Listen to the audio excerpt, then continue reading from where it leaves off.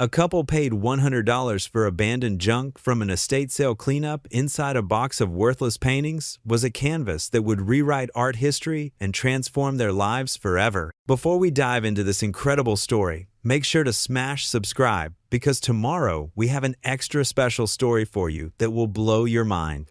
Marcus Webb stood in the scorching Arizona sun, watching the estate sale liquidators load the final items into their truck. At 68 years old, he'd seen plenty of estate sales in his 4 decades as a furniture restorer. But something about this one felt different. Maybe it was the way the family had simply abandoned everything after the owner died. Maybe it was the hastily scrawled "make offer" signs on boxes that clearly contained a lifetime of memories. Or maybe it was just the desert heat playing tricks on his mind.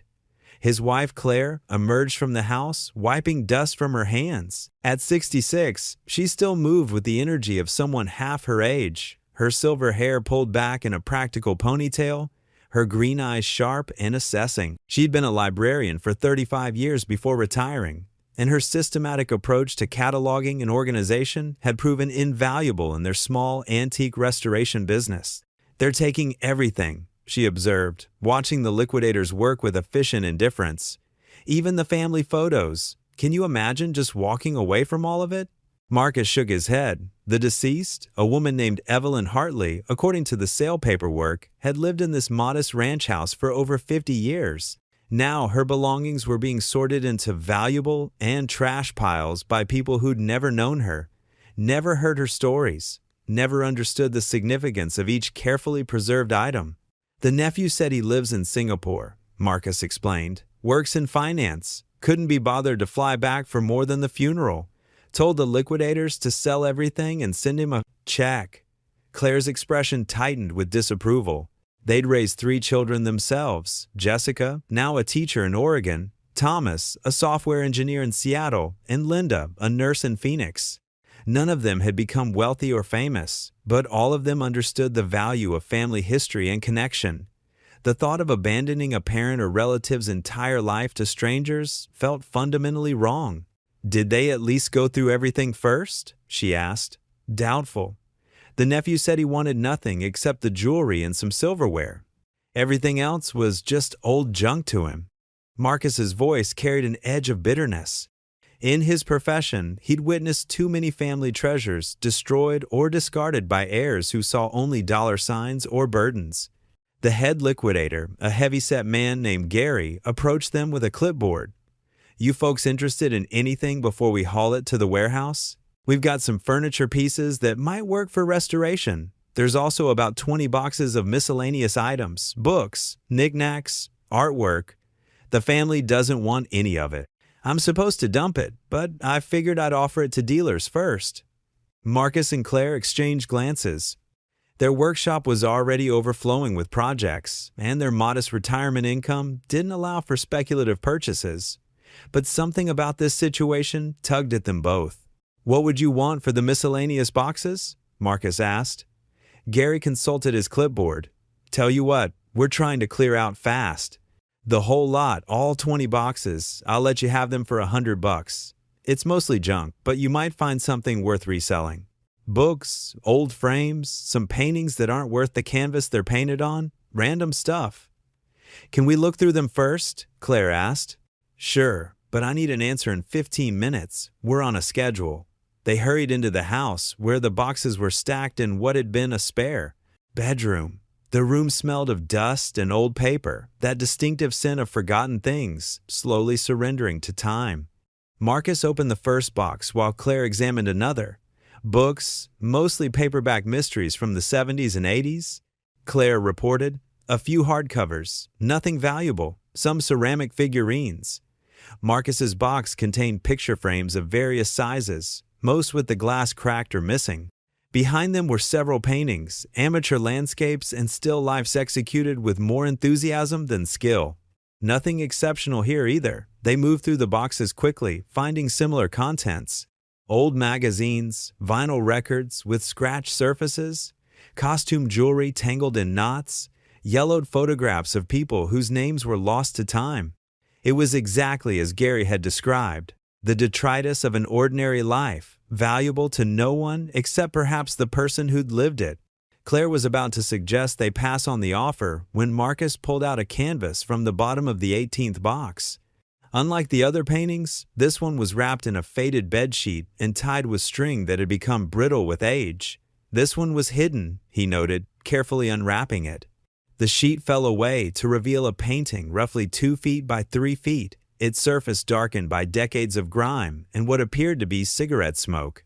The image beneath the dirt was barely visible, some kind of portrait, maybe, or a figure study.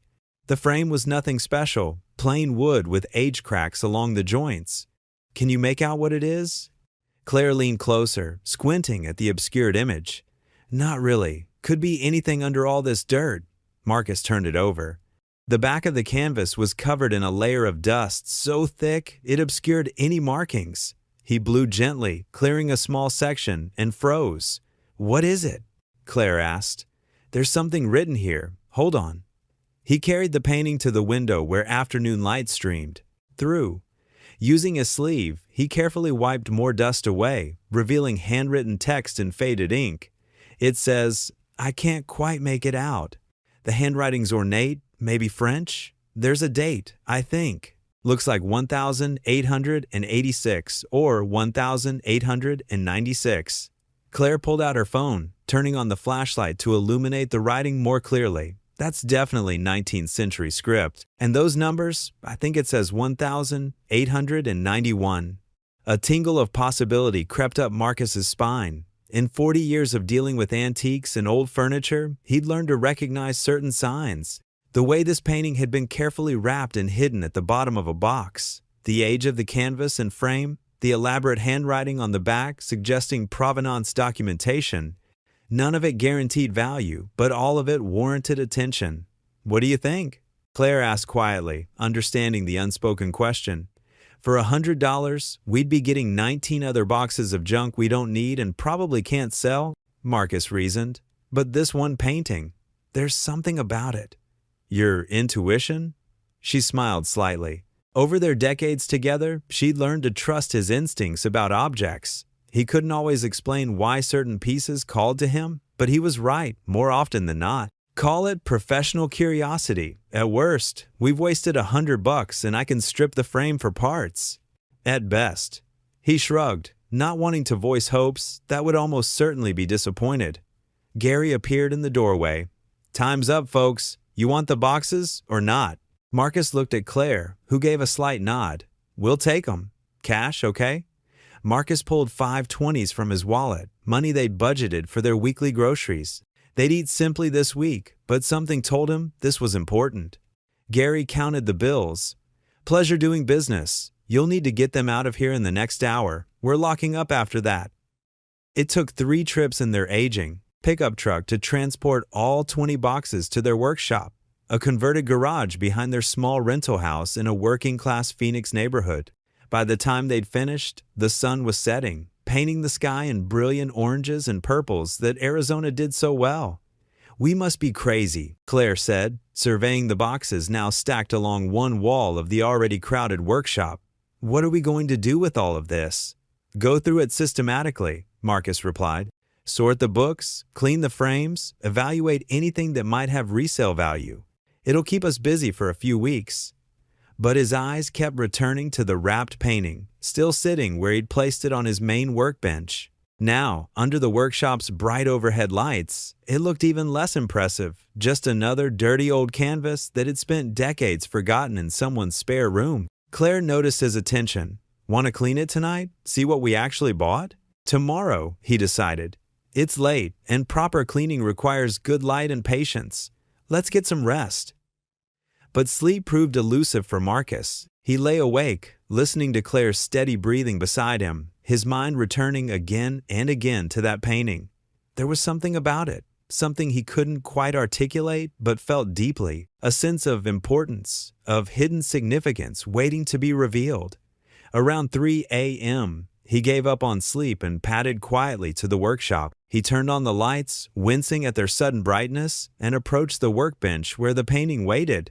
Just a quick look, he told himself, just to confirm it's nothing special so I can stop obsessing. He gathered his cleaning supplies, soft brushes, cotton swabs, gentle cleaning solution specially formulated for old canvases. Working under a magnifying lamp, he began at one corner, using the lightest possible touch to remove the surface grime. The first layer came away easily, mostly dust and cobwebs, the accumulation of years in a forgotten corner. Beneath that was a brownish film, likely nicotine staining from cigarette smoke. This required more careful work, using barely dampened cotton swabs to dissolve and lift the residue without damaging the paint beneath. As he worked, an image began to emerge. A face, rendered in extraordinary detail. The brushwork was confident and skilled, showing an expert's hand. The paint itself had a quality he recognized from museum pieces, thick, impasto strokes, alternating with delicate glazes, building up layers of depth and luminosity. Marcus's heart began to beat faster. He knew enough about art to recognize quality when he saw it. And this was quality. Professional quality. Museum quality. He cleaned faster now, his earlier caution warring with growing excitement. More of the face emerged, a young woman, perhaps in her early 20s, with dark hair and an enigmatic expression. She wasn't smiling exactly, but her eyes held a certain knowing amusement, as if she understood a joke the viewer wasn't privy to. The background was less distinct, rendered in loose brushstrokes that suggested an interior space without defining it precisely. This technique, sharp focus on the subject, while the background dissolved into abstraction, was characteristic of certain late 19th century European painters. Marcus checked the time, 5:17 a.m. Claire would be up soon. He wanted to make more progress before showing her, wanted to confirm what he was beginning to suspect before he voiced it aloud and risked looking foolish. He continued working, moving from the face to the woman's clothing. She wore something dark, a dress or jacket perhaps, painted in deep blues and blacks that had been obscured by the grime. The clothing's details were less defined than her face, but the overall composition was masterful, drawing the viewer's eye immediately to those compelling eyes and mysterious, almost smile. "Marcus, what are you doing out here?" He jumped at Claire's voice. She stood in the workshop doorway, wrapped in her bathrobe, hair tousled from sleep. "I couldn't stop thinking about it," he admitted. "I had to know." She crossed to the workbench, and he heard her sharp intake of breath as she saw what he'd revealed. "Oh my God, Marcus, that's beautiful." "It's more than beautiful," he said quietly. "Look at the technique, the brushwork, the way the paint's been layered. This isn't amateur work, Claire. This is something significant." She leaned closer, examining the partially clean canvas. "The style reminds me of, what's that period called? When the Impressionists were painting? Post-Impressionism? Maybe? Late 1800s, early 1900s. The date on the back said 1891, which would fit that period. Could it be someone famous? Even as she asked, Claire's practical nature reasserted itself. But that's crazy, right? A masterpiece hidden in an estate sale box? That only happens in movies. Usually, Marcus agreed, but not always. Remember that story from a few years ago? The couple who found a Caravaggio in their attic? That was in France, and they were aristocrats. This is Phoenix, Arizona, and the deceased was a retired school teacher. So how did a retired school teacher end up with what might be a 19th century European masterpiece hidden in her spare room? The question hung between them, pregnant with possibility and impossibility in equal measure. Claire pulled up a stool. "Keep cleaning. Let's see the whole thing before we start making wild assumptions." Marcus returned to his work, now with an audience. As dawn light began filtering through the workshop's single window, more of the painting revealed itself. The woman's hands, delicately rendered, one resting in her lap, the other barely visible at the edge of the frame. The suggestion of a chair or sofa behind her. A few loose brushstrokes in the upper right that might indicate a window or doorway. By 8 a.m., he'd cleaned about 70% of the canvas. The transformation was remarkable. What had been an unidentifiable dirty painting was now clearly a portrait of extraordinary quality. "We need to find out more," Claire said, "about the provenance, the artist, everything." The writing on the back, Marcus remembered. He carefully turned the canvas over, noticing details he'd missed in his initial examination. The frame was old, certainly period appropriate, with hand-cut joints that predated modern manufacturing techniques. The canvas itself was mounted on the frame with square-cut nails, another indicator of age. Together, they examined the handwritten text on the back of the canvas. Time and handling had faded the ink, but under proper lighting, they could make out several lines of elegant script. "That's definitely French," Claire said. "I took 4 years of French in high school and college. Let me see if I can make it out." She studied the writing carefully, occasionally pulling out her phone to check translations of unfamiliar words. Her expression grew increasingly serious as she deciphered the text. "What does it say?" Marcus finally asked, unable to contain his impatience. Claire looked up at him, her face pale. "If I'm reading this correctly, it says something like, 'Portrait of Mademoiselle,' something. I can't make out the name. 'Executed in Paris, 1891. Then there's what looks like initials or a signature, T and R, maybe? Or it could be P and R. The handwriting makes it hard to tell." Marcus felt his pulse quicken. Paris, 1891. That's right in the heart of post-impressionism. Do you know who was working in Paris then? "We need to research this properly," Claire said, already heading back toward the house. "I'm going to make coffee and start Googling. You keep cleaning. Let's see the whole painting." The next few hours passed in a blur of activity. Marcus completed the cleaning, revealing the full composition in all its subtle beauty. The painting wasn't large or dramatic, no grand historical scene or sweeping landscape. It was simply a young woman captured in a moment of quiet contemplation, rendered with extraordinary skill and psychological insight. Meanwhile, Claire had transformed their dining room table into a research station. Her laptop was open to multiple browser tabs, surrounded by notepads where she'd been taking notes. Several books from her personal library lay scattered about art history volumes she'd collected during her years as a librarian. There were so many artists working in Paris in 1891, she reported when Marcus came in for lunch. The city was the center of the art world. Monet, Renoir, Degas, Toulouse-Lautrec, Van Gogh, though he'd already left for the south of France by then. Gauguin was about to leave for Tahiti. It's overwhelming trying to narrow it down. What about those initials on the back? TR or PR? That's the problem. I found at least 15 notable artists whose names could match those initials, depending on how we're interpreting the handwriting. Pierre-Auguste Renoir is the most famous PR, but his style doesn't match our painting.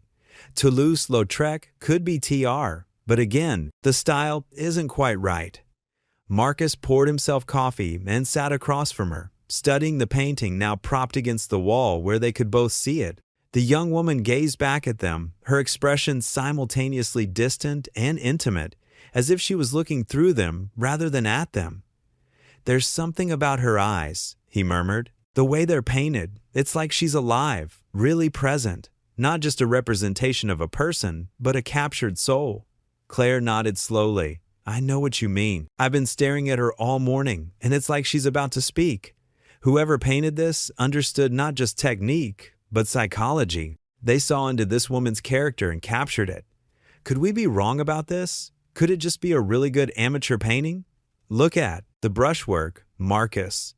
The way the paint is layered, the understanding of light and shadow, the composition. This isn't amateur work. This is someone who'd spent years, maybe decades, perfecting their craft. They sat in silence, contemplating the implications. If this really was a significant artwork from the late 19th century, its value could be substantial. But more than the potential monetary worth, they both felt the weight of responsibility. If they'd stumbled onto something historically important, they had an obligation to handle it properly. "We need expert opinions," Claire finally said. "Real experts, not just internet research. Where do we even start? It's not like we can walk into a museum and say, 'Hey, we think we found a masterpiece in a box of junk.'" "Actually," Claire said slowly, "that's exactly what we might need to do." She turned her laptop toward him, showing a web page for the Phoenix Art Museum. They have a curatorial staff, conservation experts, people who could at least point us in the right direction. Marcus felt a flutter of nervousness. What if we're completely wrong? What if we look like fools? "Then we look like fools," Claire replied firmly. "But what if we're right, and we don't pursue this? What if this painting represents someone's lost legacy, a piece of art history that's been missing for over a century? Don't we owe it to the artist, whoever they were, to find out? Her words struck a chord. Marcus thought about his own work, the furniture pieces he'd lovingly restored over the decades. Each one represented someone's craftsmanship, their vision and skill made tangible. The idea that such work could simply disappear, forgotten and dismissed as junk, pained him deeply. Okay, he agreed. Let's contact the museum, but let's also keep researching on our own. The more information we have, the better prepared we'll be when we talk to experts. They spent the rest of that day diving deeper into art history. Claire, with her librarian's research skills, created a systematic approach. She compiled lists of artists active in Paris in 1891, focusing on portraitists. She researched common painting techniques of the period, comparing them to what they could observe in their canvas. She even found academic papers discussing lost or stolen artworks from the late 19th century. Marcus, meanwhile, focused on the physical object itself. He examined the frame more closely, finding maker's marks that suggested it was indeed French and period appropriate. He studied the canvas weave under magnification, comparing it to reference images of 19th century materials. He even carefully removed a tiny thread from the edge of the canvas, thinking it might be useful for dating analysis if they got that far. As evening approached, they'd made frustratingly little progress in identifying the artist.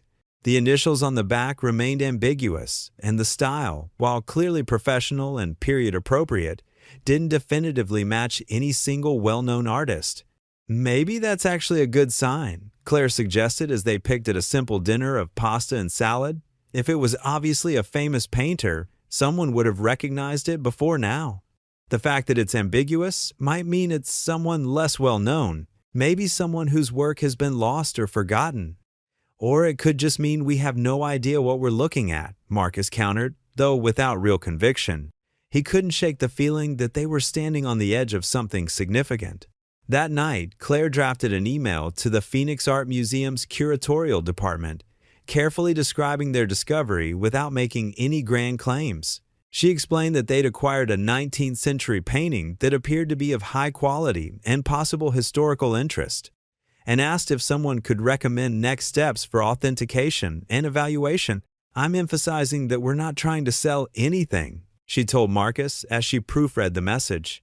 "We're just seeking information and guidance. That seems less likely to get dismissed as cranks trying to make a quick buck."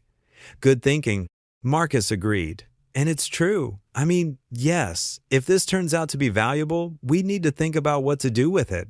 But right now, I'm more curious than greedy." Claire sent the email, and they both felt a mixture of relief and anticipation. The ball was rolling now, and whatever came next would be out of their direct control. The following morning brought unexpected developments.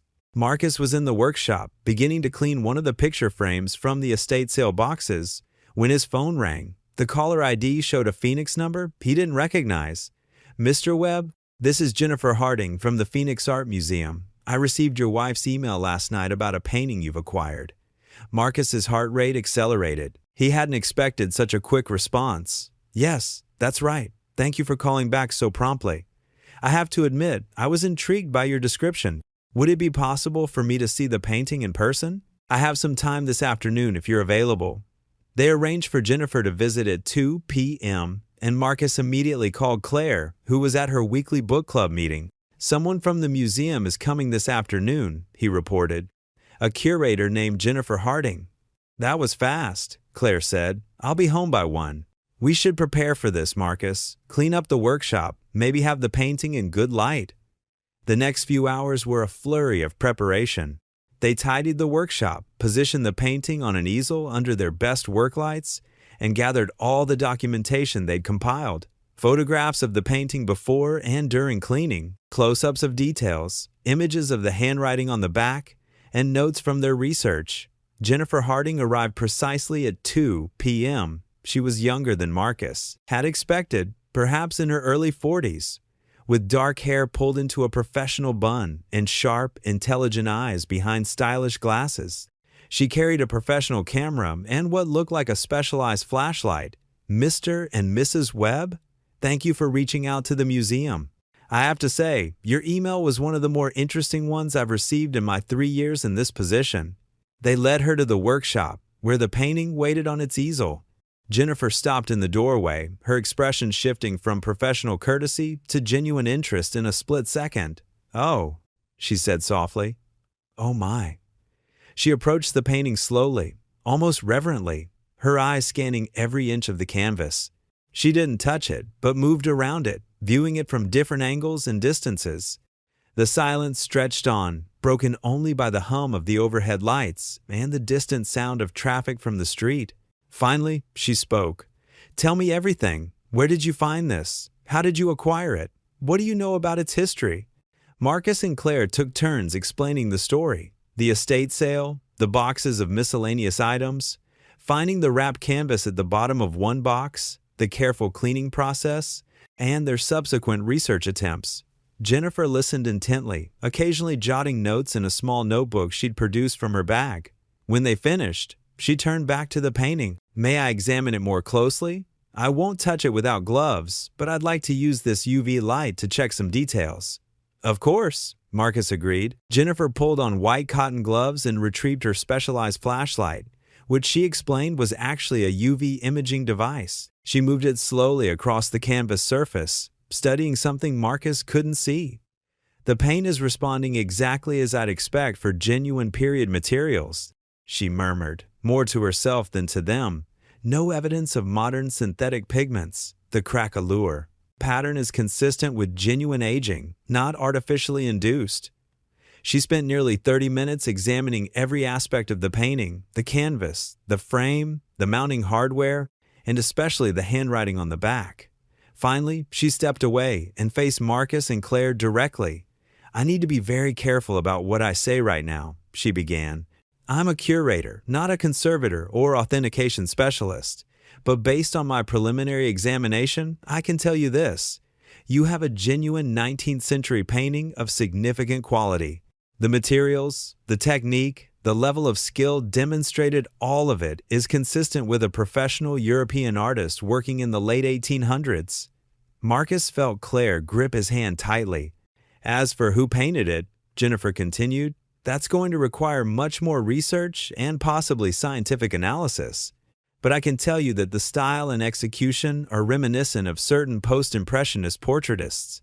The psychological depth, the loose handling of the background while maintaining sharp focus on the subject's face, these are characteristic techniques of that period and movement."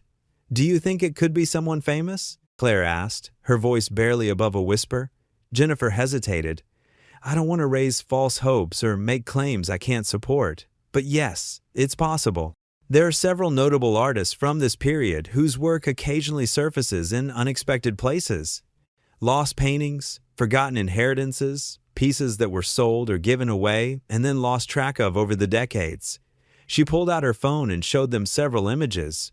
"Look at the treatment of the eyes in your painting and compare it to this portrait by Pierre Bonnard. Similar intensity and psychological presence. Or this one, see how the subject seems to emerge from an undefined background? That's a technique several post-impressionists employed." Marcus studied the comparison images, his excitement building. The similarities were striking, yet their painting also had unique qualities that set it apart. "What happens now?" he asked. "With your permission, I'd like to photograph the painting and share the images with some colleagues, people who specialize in this period and style. I'd also strongly recommend having it examined by a professional conservator and potentially subjected to scientific analysis. There are techniques for dating canvas and paint that could help narrow down the time frame and possibly even the geographic origin." "What would that cost?" Claire asked practically. "We're not wealthy people. We bought this for $100 as part of a lot of estate sale junk." Jennifer smiled sympathetically. "I understand. But here's the thing. If this painting is what I think it might be, its value would far exceed any authentication costs. And there are institutions and organizations that might be willing to cover those costs in exchange for being involved in the discovery and authentication process." "You mean like a museum?" Marcus asked. "Possibly. Or a university with an art history program, or even a private foundation dedicated to art preservation and research. The point is, you wouldn't necessarily have to fund the entire authentication process yourselves." She spent another hour with them, photographing the painting from every angle, documenting details of the frame and canvas construction and carefully transcribing the handwriting on the back. Before leaving, she provided them with recommendations for proper storage and handling. Keep it out of direct sunlight, maintain stable temperature and humidity if possible, and please don't attempt any further cleaning or restoration. What you've done so far was actually quite good, careful and conservative, but from this point forward, only professional conservators should touch it. After Jennifer left, Marcus and Claire stood in the workshop, staring at the painting that had so suddenly and dramatically entered their lives. "Did that really just happen?" Claire asked. "I think we might have actually found something important," Marcus replied, his voice filled with wonder. $100, Claire. We bought this for $100. "We bought 20 boxes of junk for $100, she corrected. "This just happened to be in one of them." They both started laughing, a slightly hysterical edge to the sound. The absurdity of the situation, the sheer improbability of it all, was overwhelming. "What do we do now?" Marcus asked. "We wait," Claire said. "We wait for Jennifer to contact us with more information, and we keep researching on our own. And we hope that this is real, that we've stumbled onto something genuinely significant." That night, neither of them could sleep. They lay in bed, talking in hushed voices about possibilities and implications. If the painting proved to be a lost masterpiece, their lives would change dramatically. But even beyond the potential financial windfall, there was something deeper at stake: the preservation of art history, the recovery of a lost piece of cultural heritage, the restoration of an artist's legacy. "Do you think Evelyn Hartley knew what she had?" Claire wondered aloud. "The woman who owned it, do you think she knew?" "Maybe," Marcus said. "That might explain why it was wrapped so carefully and hidden at the bottom of a box rather than hung on a wall or stored with the other paintings. Or maybe she was just protecting what she thought was a family heirloom without knowing its true significance. They would probably never know for certain. Evelyn Hartley had taken whatever knowledge she possessed to her grave, and her nephew had been too disinterested to preserve even basic family records. As dawn approached and they finally drifted into restless sleep, the painting waited in the workshop below, silent witness to the storm of activity and emotion it had inspired. The young woman in the portrait gazed out with her knowing, almost smile, as if she'd always known she'd be found eventually, as if she'd been waiting patiently for over a century for someone to look closely enough to see her true significance. 3 days after Jennifer Harding's visit, Marcus received an email that made his hands tremble as he read it. Claire was at her volunteer shift at the local library when his phone chimed with the notification. He'd been in the workshop, carefully organizing the remaining estate sale items, but the subject line stopped him cold. Urgent. Your painting, exceptional findings. He opened the email immediately, his eyes racing across Jennifer's words. She'd shared the photographs with 5 leading experts in 19th century European art.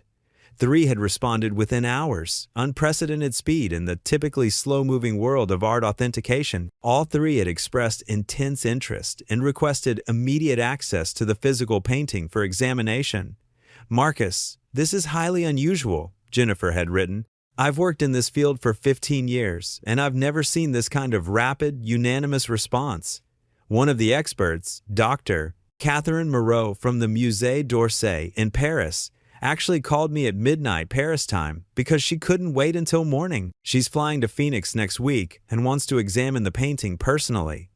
Marcus read the email 3 times, each reading making the reality sink deeper. The Musée d'Orsay, one of the world's premier institutions for 19th century French art, their curator was flying across the Atlantic to see a painting he'd bought for $100 at an estate sale. He immediately called Claire.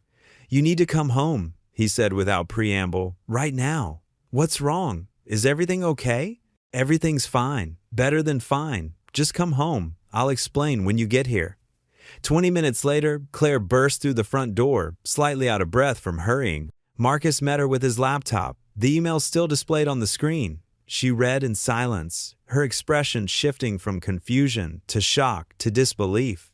When she finished, she looked up at him with wide eyes. "The Musée d'Orsay," she whispered. "Marcus, that's where they keep the Impressionists.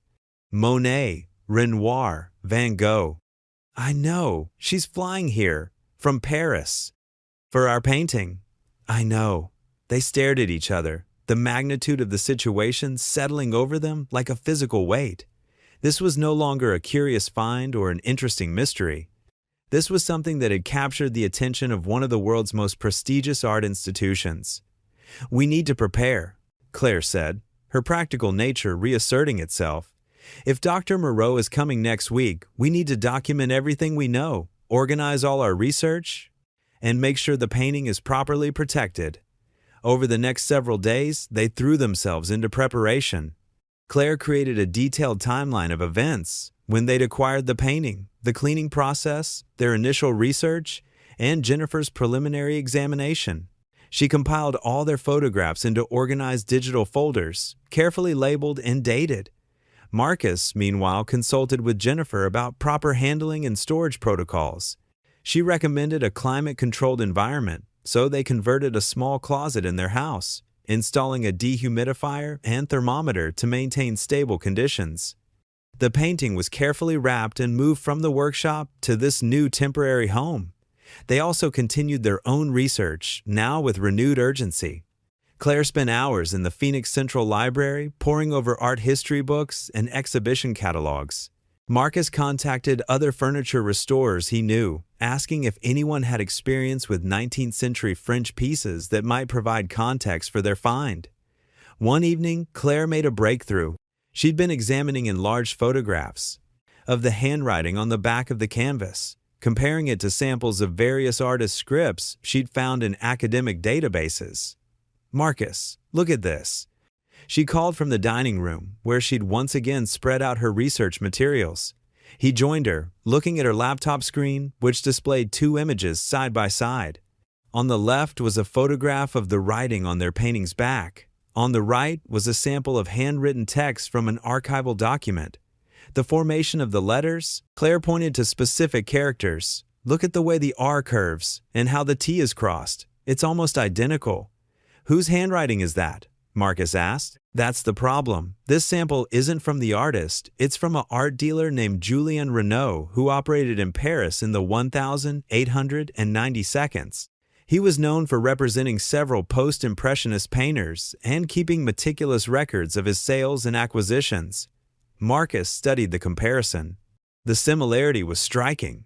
So our painting might have passed through his hands? Possibly, which could be incredibly helpful for provenance. Renaud's business records were donated to the Archives Nationales in Paris after his death. If our painting was documented in those records, we'd have solid proof of its history and potentially the artist's identity.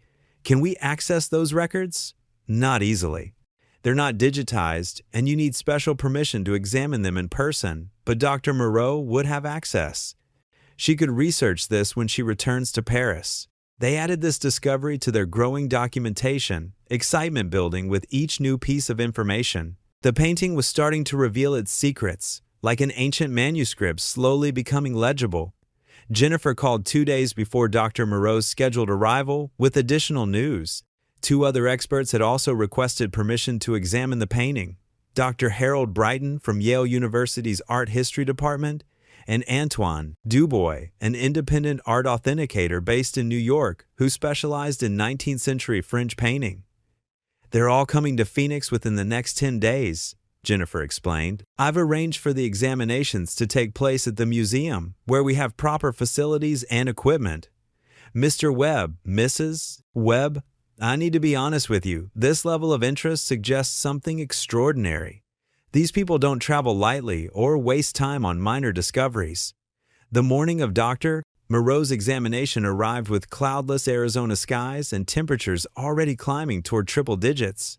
Marcus and Claire had barely slept, their nervous anticipation keeping them awake until the early hours. They arrived at the Phoenix Art Museum at 9 a.m., carefully transporting the painting in a custom crate Marcus had built, according to Jennifer's specifications.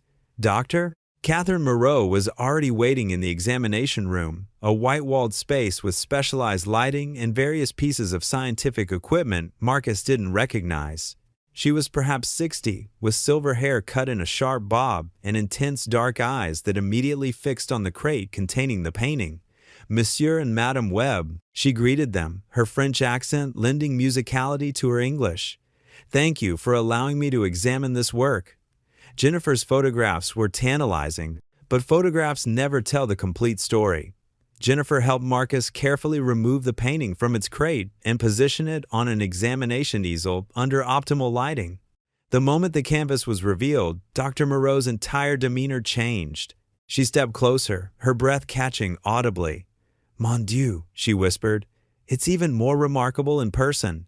For the next 6 hours, Dr. Moreau conducted the most thorough examination Marcus had ever witnessed.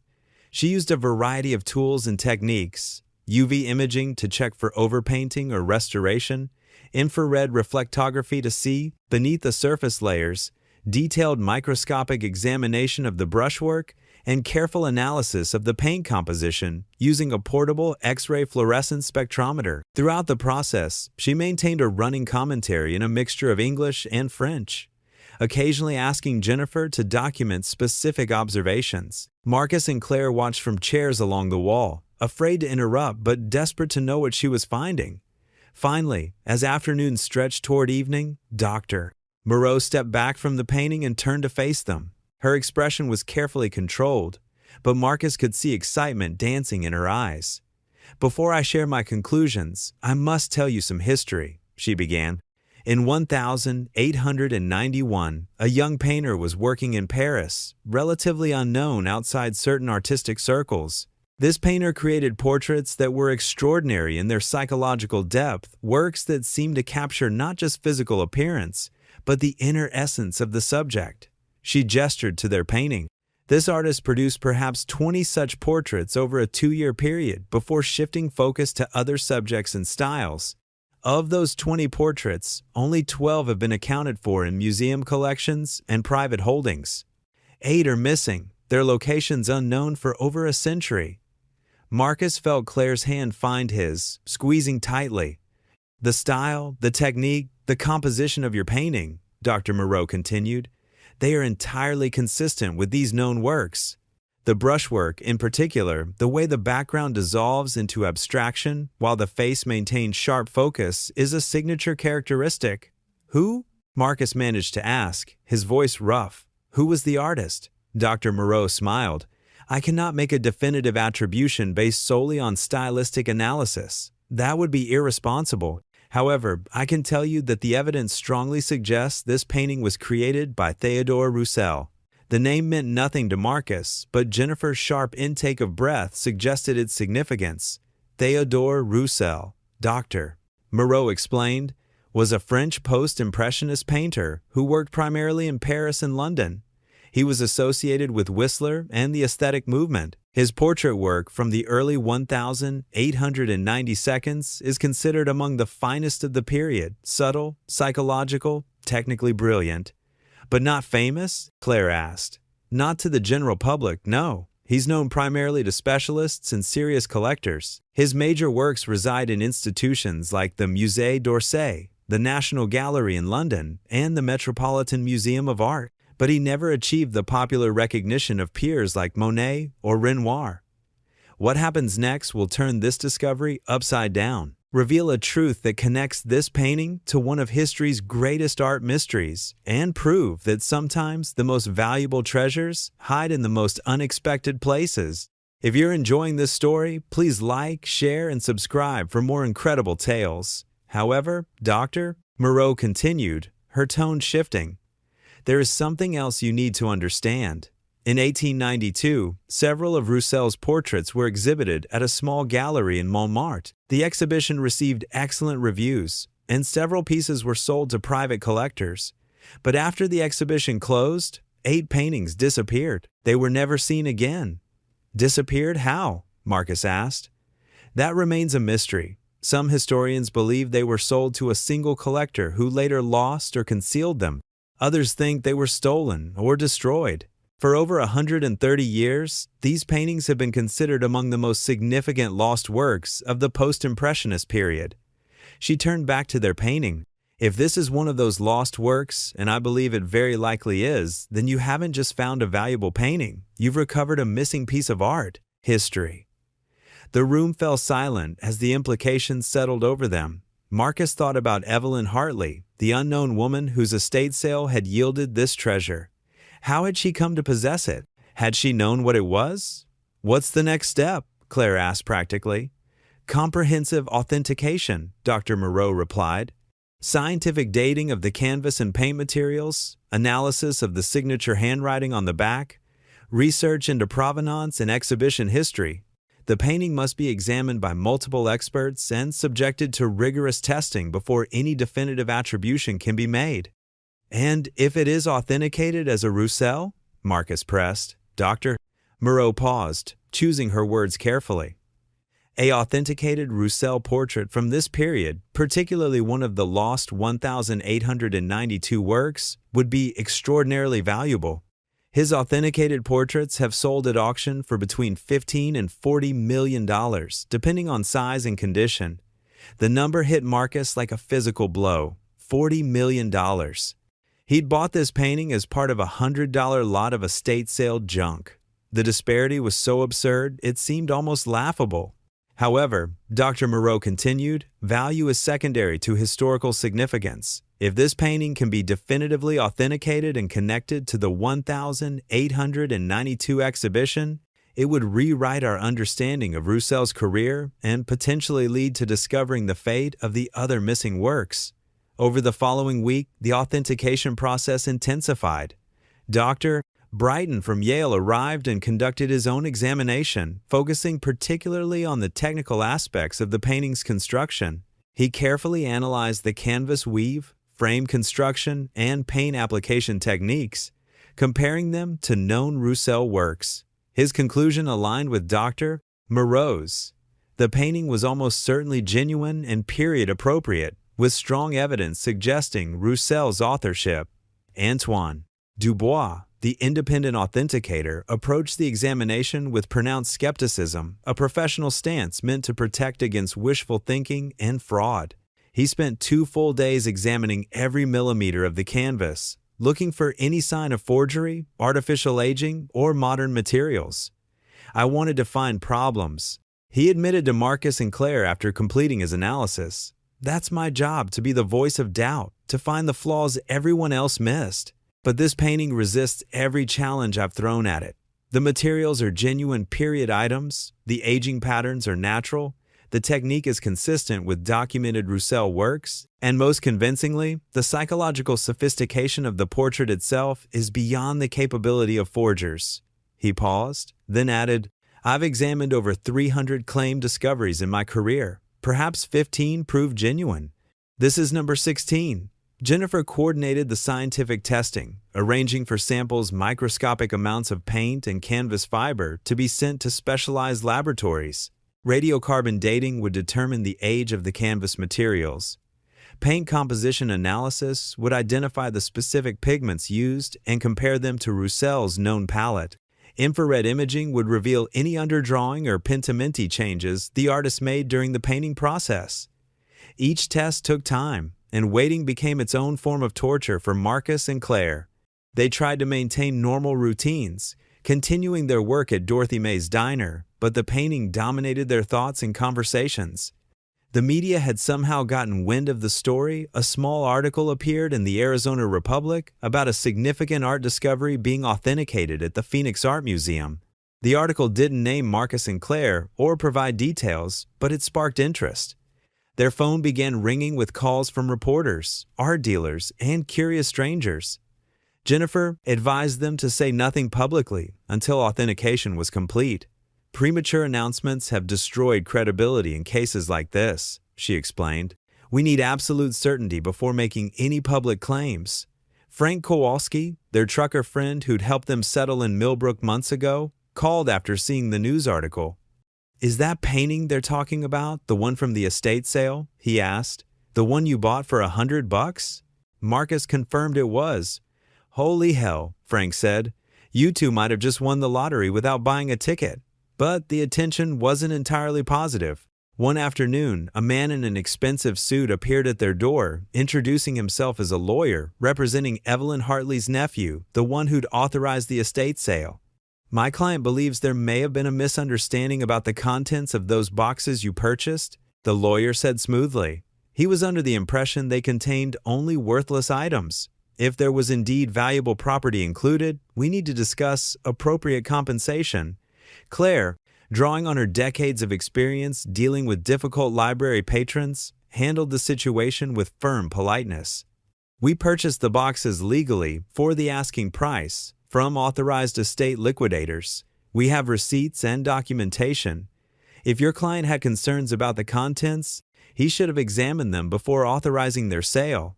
The lawyer tried several more approaches, suggesting the nephew hadn't understood what he was authorizing, implying that elderly buyers might have taken advantage of the situation, hinting at potential legal action. But Claire remained unmoved, and eventually he departed with veiled threats about seeing what our options are. The incident left them both shaken. Marcus hadn't considered that their discovery might invite challenges to their ownership. "We need our own lawyer," he said after the man left. "Someone who specializes in property law and can protect our interests." Jennifer connected them with a firm that had experience with art ownership disputes. The attorney they met with, Sarah Chin, reviewed the documentation of their purchase and provided reassuring news. "You have clear legal ownership," she confirmed. The boxes were legally sold by authorized representatives of the estate. The nephew's regret about not examining the contents more carefully doesn't create grounds for reversal. That said, I'd recommend we send a formal cease and desist letter making our position clear, just to establish that you won't be intimidated. As weeks passed, test results began returning from the various laboratories. Each one added another piece to the authentication puzzle. The radiocarbon dating confirmed the canvas dated to the late 19th century, consistent with the 1891 date written on the back.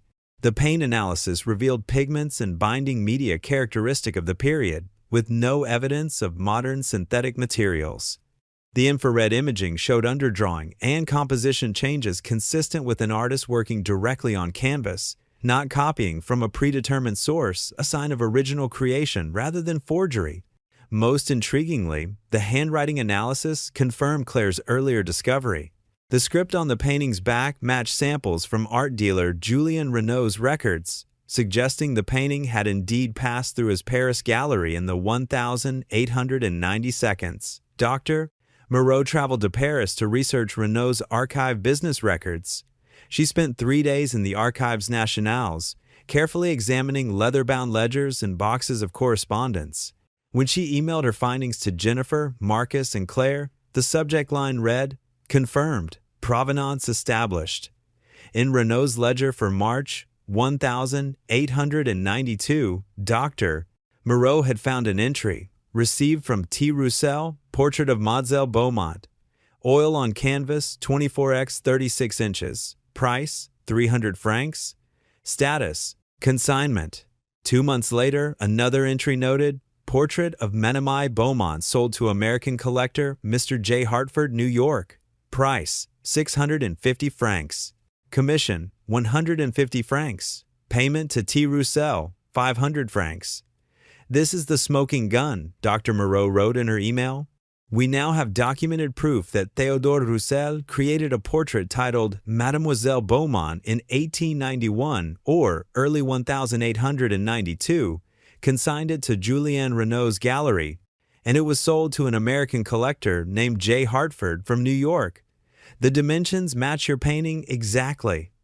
The discovery prompted new research into J. Hartford's identity and the painting's subsequent journey from New York to Arizona. This proved more challenging. Hartford was a common surname, and records from the 1890 seconds were incomplete. However, a researcher at the New York Historical Society found a promising lead. A James Hartford had been a textile merchant who traveled frequently to Europe in the 1880 seconds and 1890 seconds. His obituary from 1923 mentioned his extensive collection of European paintings, which had been distributed among family members after his death. Tracing the Hartford family tree forward through the decades, researchers discovered that James Hartford's granddaughter had married a military officer stationed in Arizona in the 1950 seconds. The couple had settled in Phoenix after his retirement. That could be our connection, Claire realized. The painting came to Arizona through the Hartford family and somehow ended up in Evelyn Hartley's possession. Further investigation revealed that Evelyn Hartley's maiden name was Hartford. She was James Hartford's great-great-granddaughter. The painting had been passed down through her family for over a century, its significance forgotten or unknown as generations turned over and memories faded. She probably had no idea what she owned, Marcus said quietly. It was just an old family painting, stuck in a box in her spare room, waiting to be discovered. By mid-September, 3 months after Marcus had first cleaned the surface grime to reveal the mysterious portrait beneath, the authentication process reached its conclusion. A panel of 5 experts, Dr. Moreau, Dr. Brighton, Antoine Dubois, and 2 additional specialists brought in for final review, met at the Phoenix Art Museum to render their collective judgment. Marcus and Claire were invited to attend. They sat in uncomfortable chairs in a conference room, holding hands tightly, as the experts presented their findings. Each specialist outlined their examination process and conclusions. The scientific evidence was unanimous. The painting dated to the early 1890s and used materials and techniques consistent with that period. The stylistic analysis strongly suggested Roussel's authorship. The provenance research had established a clear chain of custody from Roussel's studio to the present day. Finally, Dr. Moreau stood to deliver the panel's collective verdict. Based on comprehensive technical analysis, stylistic examination, and provenance research, it is the unanimous conclusion of this panel that the painting known as Portrait of Mademoiselle Beaumont is an authentic work by Théodore Roussel, created in 1891 and exhibited in Paris in 1892 before being sold to an American collector. She paused, letting the words settle. Furthermore, we conclude that this painting is one of the 8 lost works from Roussel's critically acclaimed 1892 exhibition, making it not only a significant artistic achievement, but also a major historical rediscovery. The room erupted in applause. Jennifer was crying openly, and several of the experts were shaking hands and congratulating each other. In the midst of the celebration, Marcus and Claire sat quietly, overwhelmed by the magnitude of what they'd stumbled into. They'd bought a $100 box of junk and found a masterpiece worth potentially $40 million. They'd recovered a lost piece of art history that experts had sought for over a century. And they'd proved that extraordinary discoveries still waited in the most ordinary places, if only someone looked closely enough to see them. As the meeting concluded and various people approached to offer congratulations, Marcus pulled Claire aside. "What do we do now?" he asked, the question he'd been holding since the authentication began. "I don't know," she admitted. "I honestly have no idea." But even as uncertainty about their future swirled around them, one thing had become absolutely clear. Their lives would never be the same again. The painting that had begun as a curiosity had become a phenomenon, and Marcus and Claire Webb had transformed from retired furniture restorers into the center of one of the art world's most remarkable discoveries in decades. The young woman in the portrait gazed out at them with her mysterious, almost smile, as if she'd known all along that patience and time would eventually reveal her true significance to the world. The authentication announcement transformed Marcus and Claire's quiet life into chaos almost overnight. Within hours of the panel's official verdict, news outlets across the country picked up the story. Arizona couple discovers $40 million masterpiece in estate sale junk screamed the headlines. By the next morning, their rental house was surrounded by news vans, reporters, and curious neighbors. Marcus stood at the window, looking out at the circus their street had become. A reporter was doing a stand-up piece in front of their house while a cameraman filmed.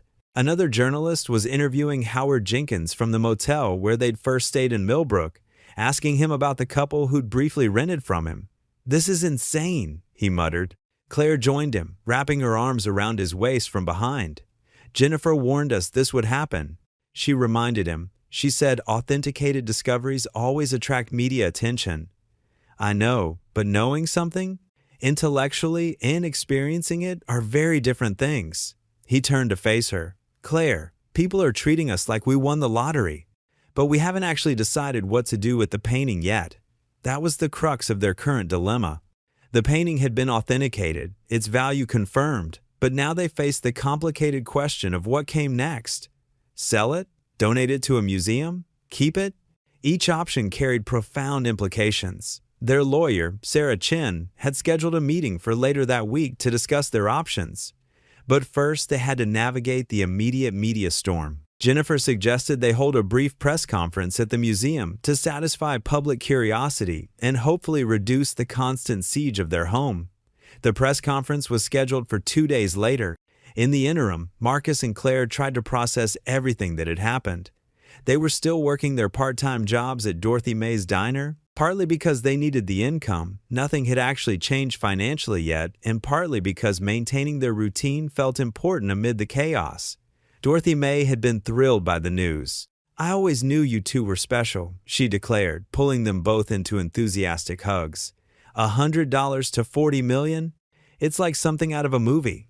But not everyone was as purely supportive. Their daughter Jessica called from Oregon, her voice tight with an emotion Marcus couldn't quite identify. "Dad, I've been seeing the news stories," she began. "Is it true about the painting?" "It's true," Marcus confirmed. "We're still figuring out what to do with it." A long pause. That's incredible. Life-changing money." Another pause. "Thomas and Linda have been calling me. We've been talking about whether you and Mom might need help managing this, financial advisors, that kind of thing." Marcus felt a chill. "Jessica, we appreciate your concern, but we're not incapable of making our own decisions." "I know that, Dad, but this is enormous. And you and Mom, you're not exactly young anymore. We just want to make sure you're protected from people who might try to take advantage." After the call ended, Marcus relayed the conversation to Claire. She nodded slowly, unsurprised. "They're worried about their inheritance," she said bluntly, "or that we'll be swindled out of it before they can inherit anything." "That's a cynical view." "Maybe, but I've watched enough families tear themselves apart over money to recognize the signs." She squeezed his hand. "We need to be very careful, Marcus. Not just with strangers, but with everyone." The press conference drew over 50 journalists, far more than Jennifer had anticipated. The museum's auditorium was packed with reporters, cameras, and curious members of the public who'd heard about the event. Marcus and Claire sat at a table on stage, flanked by Jennifer and Dr. Moreau, who'd flown back to Phoenix specifically for this announcement. Dr. Moreau began with a formal presentation about the painting's authentication, the scientific processes involved, and its historical significance. She showed slides comparing their painting to known Rousseau works, pointing out stylistic similarities and unique characteristics. "This discovery rewrites our understanding of Theodore Rousseau's career," she explained. "It confirms historical accounts of the 1892 exhibition and provides crucial evidence about this pivotal period in post-impressionist portraiture." Then it was Marcus and Claire's turn to speak. Jennifer had coached them on handling questions, but nothing could fully prepare them for the barrage of inquiries. "How does it feel to know you bought a $40 million painting for $100? What are you going to do with the money? Will you sell the painting or donate it to a museum? Have you quit your jobs yet? Do you feel guilty that the original owner's family didn't benefit from this discovery?" That last question stung. Marcus exchanged glances with Claire before answering. "We purchased the painting legally from authorized estate liquidators," he said carefully. "The family had the opportunity to examine what they were selling and chose not to. We followed proper procedures, paid the asking price, and have been completely transparent throughout the authentication process." But the question nagged at him. Evelyn Hartley's nephew, who'd authorized the estate sale, had lost out on a fortune through his own negligence. Part of Marcus felt that was simple justice. The man had been too disinterested to properly value his aunt's possessions. But another part wondered if they had some moral obligation beyond their legal rights. After the press conference, they met with Sarah Chin, their attorney, along with a financial advisor she'd recommended. The advisor, Robert Patterson, specialized in sudden wealth management, helping lottery winners, inheritance recipients, and others who experience dramatic financial windfalls navigate their new circumstances. "First, let's talk about realistic expectations," Robert began. "The painting has been valued at potentially $40 million, but that's not the same as having $40 million in your bank account," he explained the complexities. If they sold the painting at auction, the auction house would take a significant commission, typically around 25% for a piece this valuable. Then there would be capital gains taxes on the sale, which could consume another large percentage depending on how the transaction was structured. Realistically, after all fees and taxes, you might net somewhere between $20 and $25 million from a sale, Robert explained. Still life-changing money, but considerably less than the headline figures. Marcus felt oddly relieved. $20 million was still an incomprehensible sum, but somehow less overwhelming than $40 million. Sarah outlined their primary options. They could sell the painting at auction through a major house like Christie's or Sotheby's, which would maximize the sale price but involve significant fees and public exposure. They could sell privately to a collector or institution, potentially receiving less money but with more control over the process. Or they could donate the painting to a museum, receiving a substantial tax deduction but no immediate cash. There's also a hybrid option, Sarah added. Some museums have funds to acquire major works. You could offer them first right of purchase at a reduced price, say $30 million instead of the $40 it might fetch at auction. They get the painting for less than fair market value, you get a guaranteed sale without auction fees, and you've ensured the painting remains accessible to the public. Over the following weeks, Marcus and Claire received offers from numerous sources. Major auction houses sent representatives to court them, promising record-breaking sales and international publicity. Private collectors expressed interest, some offering immediate payment of $35 million with no questions asked. Museums from Paris to New York made their cases for why the painting belonged in their collections. The Musée d'Orsay, represented by Dr. Moreau, made a particularly compelling presentation. They offered $32 million, their entire annual acquisition budget for the next 3 years, and promised to display the painting prominently in their Roussel gallery alongside the artist's other major works. This painting belongs with its siblings, Dr. Moreau argued passionately. Theodore Roussel's body of work tells a story, and your painting is a missing chapter. Reuniting it with his other portraits would serve scholarship, public education, and the artist's legacy. But the Metropolitan Museum of Art in New York countered with their own offer, $30 million plus a named gallery space. The Webb Gallery of Post-Impressionist Portraiture would house not only their Roussel but also related works from the museum's collection, ensuring their names would be permanently associated with this discovery. Marcus and Claire found themselves in the surreal position of choosing between institutions they'd only ever visited as tourists, each offering sums of money they'd never imagined possessing. The attention also brought unexpected consequences. Their landlord, realizing his tenants were about to become multi-millionaires, suddenly demanded they move out, claiming he needed the house for family. Dorothy May faced increased rent on her diner's building, the owner apparently believing she could afford higher payments given her employees' newfound wealth.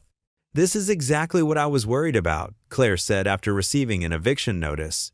"Everyone sees dollar signs and suddenly treats us differently. Even their relationships with friends became strained." Frank Kowalski remained steady, still checking in regularly without any apparent agenda, but others who'd barely known them suddenly became overly friendly, inviting them to dinners and events they'd never been included in before. Their children's behavior became particularly troubling. Thomas, the software engineer, sent them a detailed proposal about creating a family trust and investment strategy. Linda suggested they purchase a large house where everyone could live together, like the old days. Jessica began making pointed comments about how she'd always supported them, implying that support should be financially rewarded. "They're not even trying to hide it," Marcus said bitterly after a particularly transparent phone call from Thomas. "They're already spending our money in their heads." Claire looked at the painting, which they'd brought home from the museum under heavy security and now kept in a temperature-controlled storage unit nearby. "Maybe we should make our decision based on what feels right, not what other people expect." That night, they sat together at their small dining table, making lists like they had when deciding to take Dorothy May's job offer.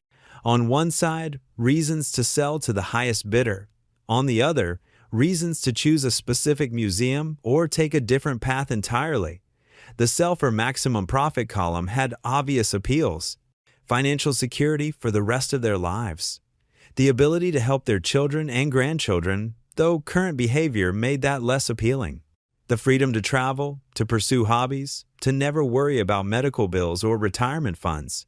But the other column held different values, ensuring the painting's preservation and public accessibility, honoring the artist's legacy, supporting institutions dedicated to education and culture, maintaining their own sense of identity and purpose rather than becoming the people who got rich from a lucky find.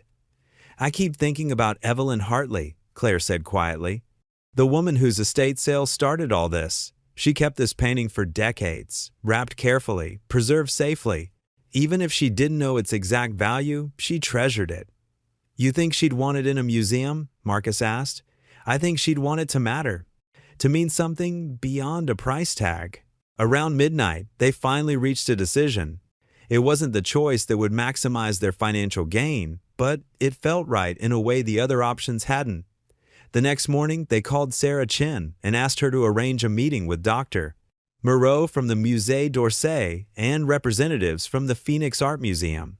We have a proposal, Marcus told them when everyone had gathered, but it's unconventional. He outlined their plan. They would sell the painting to the Musée d'Orsay for $25 million below their original offer and significantly less than the painting would fetch at auction. However, the sale came with conditions. First, the Musée d'Orsay would loan the painting back to the Phoenix Art Museum for 1 year before taking permanent possession, allowing the local community that had supported the discovery to experience it firsthand. Second, $5 million of the sale price would be donated to establish an endowment at the Phoenix Art Museum for conservation and authentication of undiscovered artworks. The fund would help other people who might stumble onto hidden treasures get proper expert evaluation regardless of their ability to pay. Third, $2 million would go to establish scholarship funds at their children's schools, art education programs that would bear Evelyn Hartley's name, honoring the woman whose unwitting preservation of the painting had made this all possible. That leaves us with $18 million, Marcus explained. After taxes, probably around $10 or $11 million. It's far more than we ever expected to have, and more than enough for our needs. Dr. Moreau's eyes were bright with emotion. This is extraordinarily generous. The museum will be honored to accept these terms. Jennifer from the Phoenix Art Museum looks stunned. $5 million for conservation and authentication? That will change countless lives, help discover and preserve works that might otherwise be lost. The paperwork took weeks to finalize. During that time, Marcus and Claire faced criticism from various quarters. Their children were furious about the wasted millions. Financial advisors called the donations foolish. Some reporters portrayed them as naive elderly people who didn't understand the value of what they'd found. But others understood. Dorothy May hugged them both fiercely when they told her. "You chose meaning over money," she said. "That's rare these days." Frank nodded approvingly. "My mother always said the measure of a person is what they do when they could get away with being selfish." You two measured up. The painting's public unveiling at the Phoenix Art Museum drew thousands of visitors. Marcus and Claire attended the opening reception, watching people crowd around the portrait of Mademoiselle Beaumont, leaning close to study her enigmatic expression, reading the detailed description cards that explained the painting's journey from Roussel's Paris studio to an Arizona estate sale to its rediscovery. A young girl, maybe 8 years old, stood transfixed in front of the painting. "She looks like she knows a secret," the girl told her mother. Claire smiled, remembering her own first clear view of the painting after Marcus's initial cleaning. "She does, doesn't she?" The formal transfer to the Musée d'Orsay was scheduled for the following year. Dr. Moreau arranged for Marcus and Claire to visit Paris for the installation, with all expenses paid. They would see the painting take its place among Roussel's other works, completing a collection that had been fragmented for over a century. But before that, they had more immediate concerns. With their impending financial security, they'd given notice at Dorothy May's diner, though she'd begged them to stay. "You don't need the money anymore," she acknowledged. "But I still need the help, and more than that, I value your company. Would you consider staying just for the friendship of it?" They agreed to continue working reduced hours, not for the wages, but because the routine and community mattered to them. The diner had become part of their identity in Millbrook, and walking away completely felt like losing something valuable. Their relationship with their children remained complicated. Thomas had stopped calling after they finalized the museum deals. Jessica sent terse text messages instead of having actual conversations. Only Linda, perhaps due to her nursing background and daily exposure to people in difficult circumstances, seemed to understand their choices. "I get it," she told them during a rare phone call. "You wanted to do something meaningful, not just accumulate money. I'm proud of you both." Marcus and Claire used some of their windfall to purchase a small house in Millbrook, nothing ostentatious, just a comfortable 3-bedroom with a workshop for Marcus and a proper sewing room for Claire's quilting. They paid cash, avoiding the mortgage they'd never thought they'd escape at their age. They also established modest trust funds for each of their children and grandchildren, not enough to stop working, but enough to provide security during emergencies.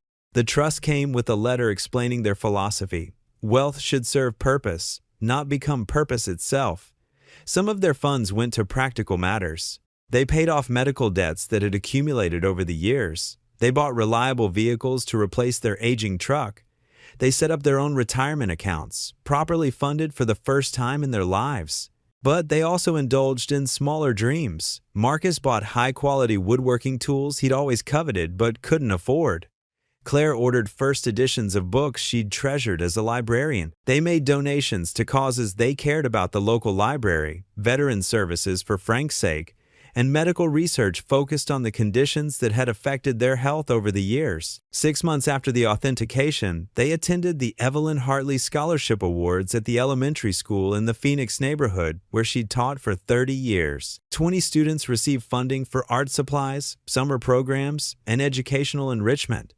The school principal, a woman named Margaret Rodriguez, pulled them aside after the ceremony. "You know, I taught with Evelyn for 5 years before she retired. She would have loved this, her name attached to supporting young artists. She always said that art saved her life." "What do you mean?" Claire asked. Margaret smiled sadly. "Evelyn had a difficult childhood, lost her parents young, was raised by relatives who saw her as a burden.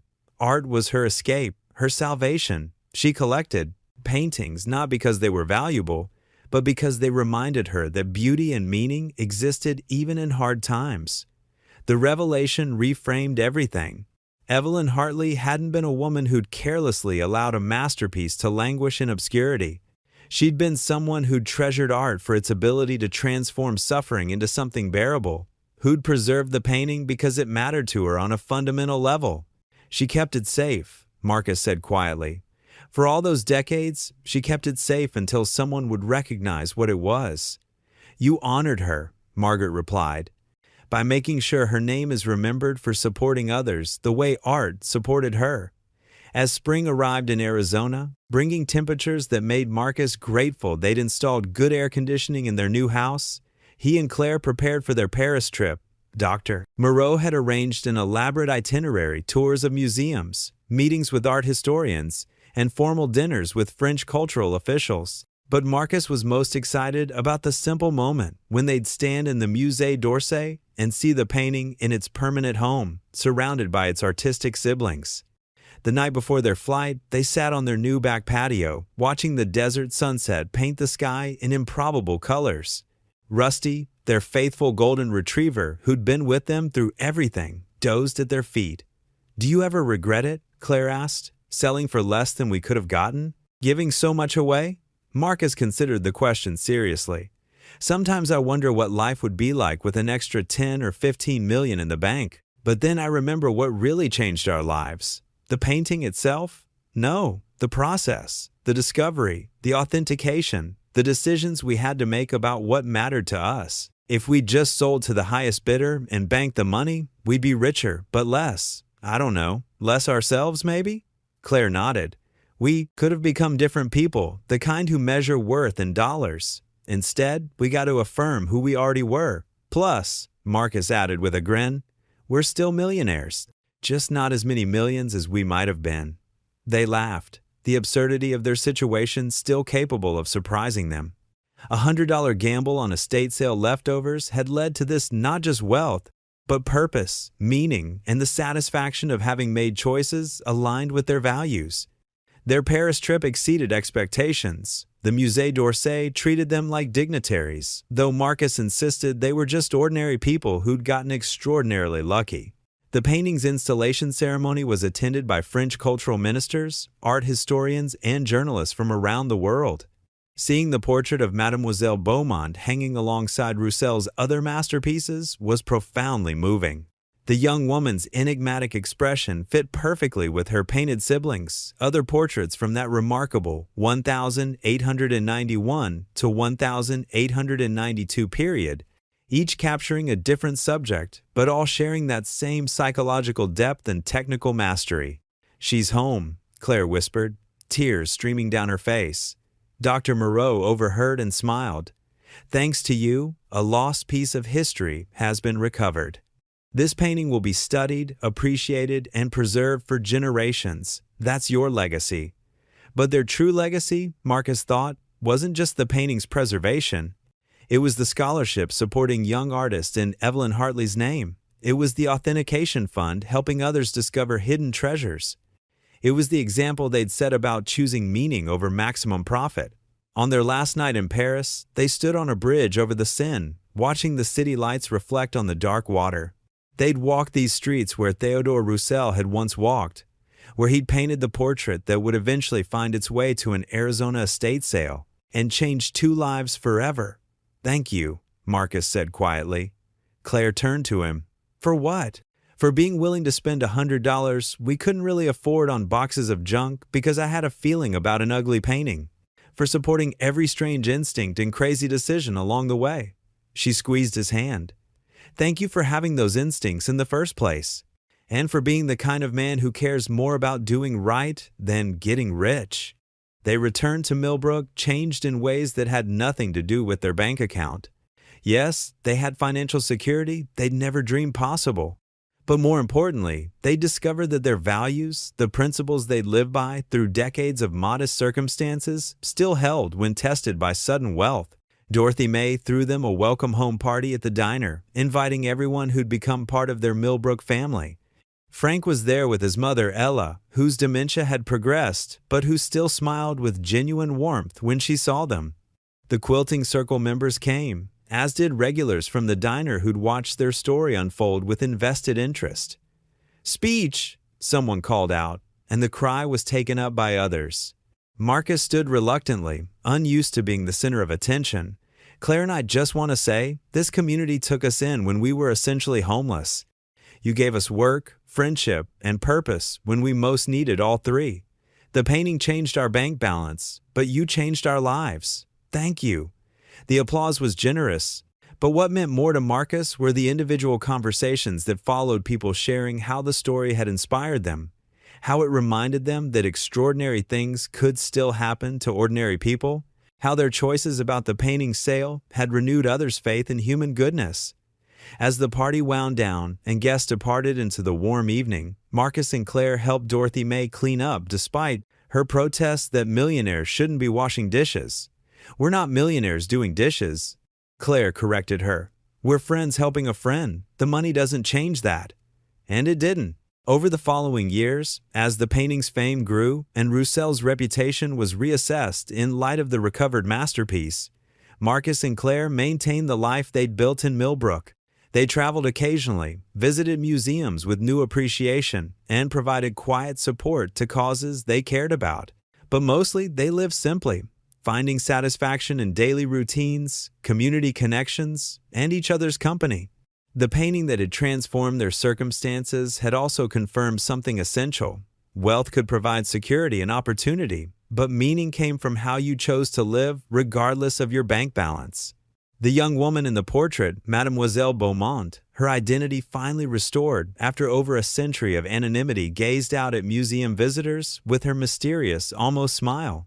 And perhaps, if you look closely enough, you could see knowledge in those painted eyes. The understanding that true treasure isn't always what the world values most highly, and that sometimes the greatest discoveries are the ones that reveal not what we're worth, but who we truly are. If this story moved you, please subscribe and hit the notification bell. We have more incredible true stories coming your way. And check out these 2 amazing stories on your screen right now about other people whose lives changed in the most unexpected ways.